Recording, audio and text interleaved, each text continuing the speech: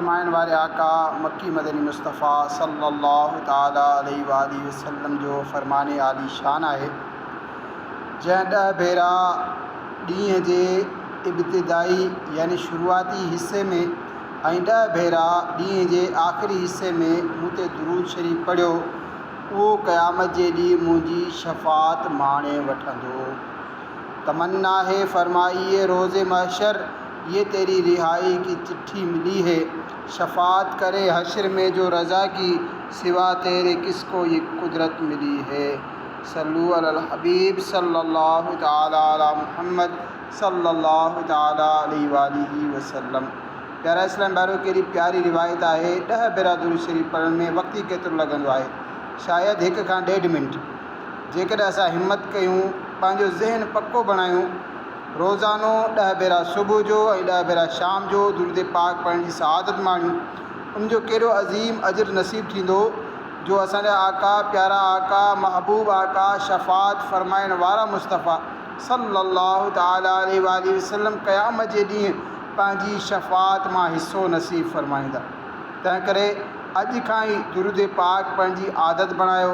हिन जा कहिड़ा कहिड़ा फ़ज़ाइल आहिनि, अचो हदीस पाक जी रोशनी में क़यामत जो हिकु ईमान अफ़रोज़ मंज़र तव्हांखे ॿुधायां थो। हज़रत अब्दुल्ला बिन उमर रज़ी अल्लाह ताला अन्हु खां रिवायत आहे, ग़ैब ॼाणण वारे नबी रसूल हाशिमी सल्लल्लाहु ताला अलैहि वसल्लम जन क़यामत जे ॾींहुं जी ख़बर ॾींदे फरमायो, क़यामत जो ॾींहुं हूंदो, हज़रत आदम अलैहिस्सलाम सब्ज़ यानी साओ लिबास पहिरे अर्श इलाही जी छांव में तशरीफ़ फरमा हूंदा ऐं ॾिसी रहिया हूंदा त संदन औलाद मां केरु केरु जन्नत में वञी रहियो आहे ऐं कंहिंखे दोज़ख में उछलायो पियो वञे। एतिरे में पाण अलैहिस्सलाम जी नज़र नबियुनि जे ताजदार अहमद मुख़्तार सल्लल्लाहु ताला अलैहि वसल्लम जे हिकु उम्मतीअ ते पवंदी। मलाइक उनखे जहन्नम जी तरफ़ वठी वञी रहिया हूंदा। हीअ ॾिसी करे हज़रत आदम अलैहिस्सलाम आवाज़ ॾींदो, या अहमद, या अहमद, ए अहमद, ए अहमद। अल्लाह अल्लाह, ए आशिकान रसूल कुर्बान वञो। उहो क़यामत जो मंज़र, उहो होलनाक ॾींहुं जॾहिं हर हिक खे बसि पंहिंजी पंहिंजी लॻल हूंदी। सॻी माउ बि औलाद खां दामन छॾाए रही हूंदी। असांजा आका ई मौला, असांखे बख़्शिराइण वारा आका, रहम फरमाइण वारा आका, जन्नत में पहुचाइण वारा आका, मालिक जन्नत, साहिब कौसर, नबी रहमत, शफ़ी उम्मत सल्लल्लाहु ताला अलैहि वसल्लम उन मुश्किल तरीन वक़्त में भी असां गुनहगारनि खे बख़्शिराइण ऐं जन्नत में पहुचाइण जे लाइ मैदान हशर में मौजूदु हूंदा। आला हज़रत जा भाउ मौलाना हसन रज़ा ख़ान रहमतुल्लाह ताला अलैह उन वक़्त जी सिचुएशन खे, उन वक़्त जी कैफ़ियत खे शेरनि जी सूरत में हीअं बयानु कनि था, किसी के पल्ले पे ये होंगे वक्त वज़न अमल, कोई उम्मीद से मुँह उनका तक रहा होगा, कोई करीब तराजू, कोई लबे कोसर, कोई सिरात पर उनको पुकारता होगा। 1000 जान फिदा नरम नरम पाँव से पुकार सुन के असीरों की दौड़ता होगा। अज़ीज़ बच्चे को माँ जिस तरह तलाश करे, खुदा गवाह यही हाल आपका होगा। अल्लाह पाक करोड़े रहमतूं नाज़िल फरमाए असांजे आका मुहम्मद मुस्तफ़ा सल्लल्लाहु ताला अलैहि वसल्लम ते जॾहिं आदम अलैहिस्सलाम पाण करीम सल्लल्लाहु अलैहि वसल्लम जे हिकु उम्मती खे जहन्नम में वेंदे ॾिसी करे पुकारींदा त हुज़ूर जाने रहमत सल्लल्लाहु अलैहि वसल्लम जवाबनि इरशाद फरमाईंदा, लब्बैक या अबल बशर, ए तमाम इंसाननि जा वालिद, मां हाज़िर आहियां। हज़रत आदम अलैहिस्सलाम फरमाईंदा, ही अव्हां जो उम्मती आहे, मलाइक हिन खे जहन्नम जी तरफ़ वठी वञी रहिया आहिनि। बाज़ार क़यामत में जिन्हें कोई न पूछे, ऐसों का ख़रीदार हमें तू नज़र आया। असांजा आकाई मौला मक्की मदनी मुस्तफ़ा सल्लल्लाहु ताला अलैहि वसल्लम हज़रत आदम अलैहिस्सलाम जी हीअ सदा ॿुधी करे मलाइकनि वटि तशरीफ़ खणी ईंदा ऐं फरमाईंदा, ए मुंहिंजे रब जा मलाइको तरसो। मलाइक अर्ज़ कंदा, या रसूलल्लाह सल्लल्लाहु अलैहि वसल्लम, असां मलाइक आहियूं ऐं मलाइक अल्लाह पाक जी नाफ़रमानी न आहिनि कंदा, जेको हुकुम हुजे उहो पूरो कंदा आहियूं। हीअ ॿुधी करे उम्मत जा गमख़्वार आका, उम्मत जा गमख़्वार नबी सल्लल्लाहु अलैहि वसल्लम पंहिंजी ॾाढ़ी पकड़ींदा ऐं अर्श इलाही ॾांहुं रुख़ करे अर्ज़ु कंदा, ए मुंहिंजा करीम रब, छा मूंसां वाइदो न हो त उम्मत जे मामले में मूंखे ग़मगीन न कयो वेंदो। हाणे मलाइकनि खे हुकुम ॾींदो मुहम्मद सल्लल्लाहु अलैहि वसल्लम जी फ़रमान बरदारी कयो। ही हुकुम मिलंदे ई छा थींदो? आला हज़रत इमाम अहल सुन्नत रहमतुल्लाह ताला अलैह लिखनि था, छोड़ कर मुझको फरिश्ते कहें महकूम है हम, हुक्म वाला की न तामील हो ज़ोहरा क्या है। यानी मलाइक मुजरिम के छॾे करे अर्ज़ु कंदा, या रसूल अल्लाह, असां अव्हांजा ग़ुलाम आहियूं, असांजी कहिड़ी मजाल जो अव्हां जे हुकुम ते अमल न कयूं।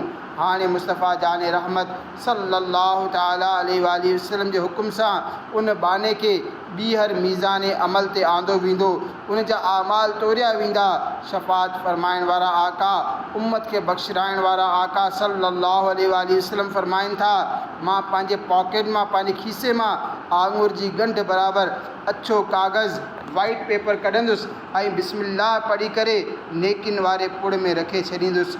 उन जी बरकत सां उन शख़्स जो नेकिन जो पुड़ वज़नी थी वेंदो। महशर में गुनहगार का पल्ला हुआ भारी, पल्ले पर जो वो कुर्ब तराजू नज़र आया। होॾां उन शख़्स जे नेकिन जो पुड़ वज़नी थींदो, होॾां महशर में हिकु शोर उथंदो त कामयाबु थी वियो, कामयाबु थी वियो, हिन जे नेकिन जो पुड़ वज़नी कयो वियो, हाणे हिन खे जन्नत में वठी वञो।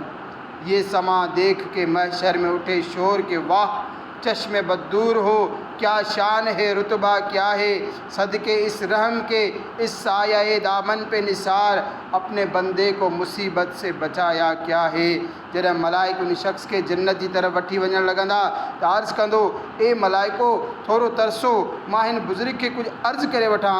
तॾहिं उहो अर्ज़ु कंदो, मुंहिंजा माउ पीउ अव्हां ते क़ुर्बान, अव्हांजो चहिरो केतिरो त नूरानी आहे, अव्हां कहिड़े आला अख़लाक वारा आहियो, अव्हां मुंहिंजे लुड़कनि ते रहम कयो ऐं मुंहिंजा गुनाह मुआफ़ कराया, अव्हां केरु आहियो?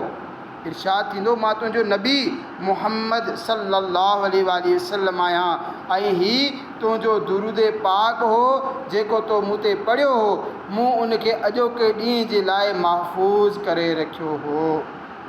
अल्लाह पाक असांखे बि कसरत सां दुरूद शरीफ़ पढ़ण जी तौफ़ीक़ नसीब फ़रमाए। इंशा अल्लाहुल करीम क़यामत जे ॾींहुं क़ुर्ब मुस्तफ़ा बि मिलंदो ऐं शफ़ात बि नसीब थींदी। सल्लू अलल हबीब सल्लल्लाहु ताला अला मुहम्मद सल्लल्लाहु ताला अलैहि वसल्लम। हज़रत हर्ब बिन सुरेज रहमतुल्लाह ताला अलैहि फ़रमाइनि था, हिकु भेरो मां इमाम ज़ैनुल आबिदीन जे शहज़ादे इमाम मुहम्मद रहमतुल्लाह ताला अलैहि जी ख़िदमत में हाज़िर थियुसि ऐं अर्ज़ु कयमि, ए प्यारा इमाम, इराक़ वारा चवनि था क़यामत जे ॾींहुं प्यारा आका सल्लल्लाहु अलैहि वसल्लम शफ़ात फ़रमाईंदा, छा ही शफ़ात हक़ आहे? हज़रत इमाम मुहम्मद रहमतुल्लाह ताला अलैहि जेकी अहले बैत पाक जा चश्मो चराग आहिनि, पाण फ़रमायाऊं, ख़ुदा जो कसम शफ़ात हक़ आहे। मूंखे हज़रत मुहम्मद बिन हनीफ़ा रहमतुल्लाह ताला अलैहि हदीस बयानु कई। उन्हनि मुसलमाननि जे चौथे ख़लीफ़े हज़रत अलीउल मुर्तज़ा रज़ी अल्लाह ताला अन्हु का हदीस शरीफ़ ॿुधी त रसूल ज़ीशान सल्लल्लाहु ताला अलैहि वसल्लम जन फ़रमायो, मां क़यामत जे ॾींहुं शफ़ात कंदो वेंदुसि एसि ताईं जो मुंहिंजो रब मूंखे फ़रमाईंदो, अरदीत या मुहम्मद, यानी ए प्यारा महबूब, छा अव्हां राज़ी थी विया? मां अर्ज़ु कंदुसि, रबी रदीतु, यानी ए मुंहिंजा पाक रब, मां राज़ी आहियां। हज़रत हर्ब बिन सुरेज रहमतुल्लाह ताला अलैहि फ़रमाइनि था, इमाम मुहम्मद रहमतुल्लाह ताला अलैहि ही हदीस शरीफ़ ॿुधाइण खां बाद फ़रमायो, ए इराक़ वारो, तव्हां छा था सम्झो त क़ुर पाक में सभ खां वधीक उम्मीद ॾियारण वारी आयत हीअ आहे, ला तक़नतू मिन रहमतिल्लाह, यानी अल्लाह जी रहमत खां नाउमीद न थियो? मूं अर्ज़ु कयो, जी हा, असांजे ख़्याल में त ही आयत वधीक उम्मीद ॾियारण वारी आहे।